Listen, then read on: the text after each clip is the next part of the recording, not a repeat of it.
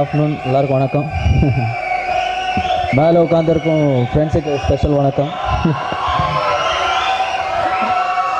First of all திருவாணி சாருக்கு தான் first ஒரு பெரிய தேங்க்ஸ் சொல்லணும். ஏன்னா legendary music director, legendary films பண்ணியிருக்காரு.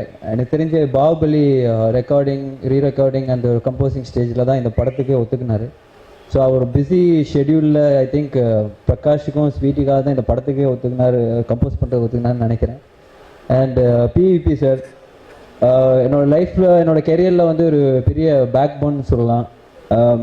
அவரோட அவர் ப்ரொடக்ஷனில் ஃபஸ்ட் பண்ண படம் வந்து இரண்டாம் உலகம் தான். ஸோ அந்த டைமில் பார்த்தீங்கன்னா அந்த 60 crores பட்ஜெட்டில் ஒரு படம் எடுக்கிறாருன்னா கேட்டார், சார் என்ன சார் ஒரு இவ்வளோ பெரிய பட்ஜெட் எப்படி சார் நம்மளுக்கு ஃபீஸிபிளாக இருக்குன்னு கேட்டேன். பட் அவரோட ஸ்பெஷாலிட்டி என்னென்னா ஸ்கிரிப்டுக்கு இது தேவைன்னு அவர் கண்டிப்பாக செலவு பண்ணார். அதுதான் சக்ஸஸ் ஃபெயிலியர் வந்து செகண்ட். ஃபர்ஸ்ட் வந்து அவர் எப்பவுமே சொல்கிறது வந்து அட்டெம்ப்ட் நம்ம வந்து பண்ணுறது வந்து கிளியராக இருக்கணும், என்ன அதுக்கு தேவையோ அதை நம்ம ஸ்பெண்ட் பண்ணோம். அது இப்போ நிறைய பேர் சொல்லுவாங்க, நிறைய ப்ரொடியூசர்ஸ் வந்து ஸ்டார்டிங்கில் நம்ம பண்ணிடலாம்ப்பா, பயங்கரமான பட்ஜெட்டில் பண்ணிடலாம், இப்போ போக போக வந்து பட்ஜெட்டு பாதி ஆகிடும்.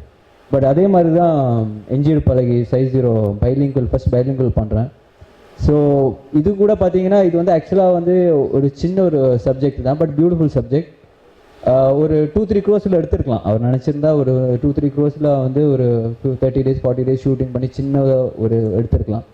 பட் அவரோட விஷனே வந்து ஒரு சின்ன படமாக இருக்கக்கூடாது. சப்ஜெக்ட் இஸ் வெரி நாவல், ரொம்ப நல்லா இருக்குது. இது வந்து இப்போ இருக்கிற சொசைட்டி, இப்போ இருக்கிற மைண்ட் செட்டுக்கு இந்த மாதிரி ஸ்கிரிப்ட் தேவை. அது வந்து நம்ம பியூட்டிஃபுல்லாக, அது எவ்வளோ அழகாக ஒரு பெரிய கிராண்டியர் ஸ்கேலில் பண்ண முடியும் அப்படின்ற ஒரு எக்ஸாம்பிள் தான் இந்த படம். So thank you sir, very happy. இதே மாதிரி தான் பெங்களூர் டேஸ் அதே கம்பெனிக்கு பண்ணுறேன். So very happy to be associated with PVP.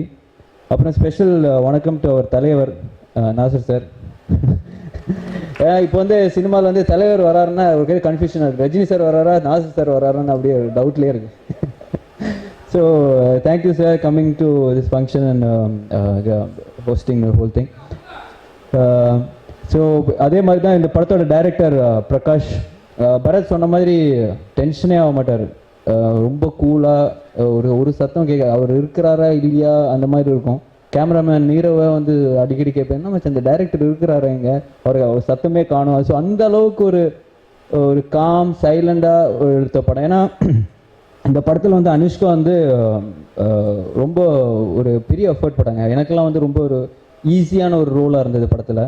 But அவங்க வந்து இந்த படத்துக்காக நிறைய வெயிட் போட்டு, ஸோ அது இல்லாமல் வந்து அவங்களோட ப்ரிப்ரேஷன் இந்த படத்துக்காக வந்து ரொம்ப ஜாஸ்தியாக இருந்தது. இப்போ ஒவ்வொரு ஷூட்டிங் ஸ்பாட்டில் வந்து நிறைய ஸ்ட்ரகிள், ஐ மீன் ஃபிசிக்கலாக வந்து அவ்வளோ வெயிட் போட்டு திடீர்னு நீங்கள் வந்து அவ்வளோ அந்த கண்டிஷனில் ஒர்க் பண்ணுறது வந்து it's very difficult. So but hats off to அவர். அது முன்னாடி சொன்ன மாதிரி தான் கமல் சார், விக்ரம் சார்லாம் கலந்து ஒரு ஹீரோயின்னா அவங்க தான். ஐ மீன் அவங்களோட எஃபர்ட் வந்து phenomenal in this film. And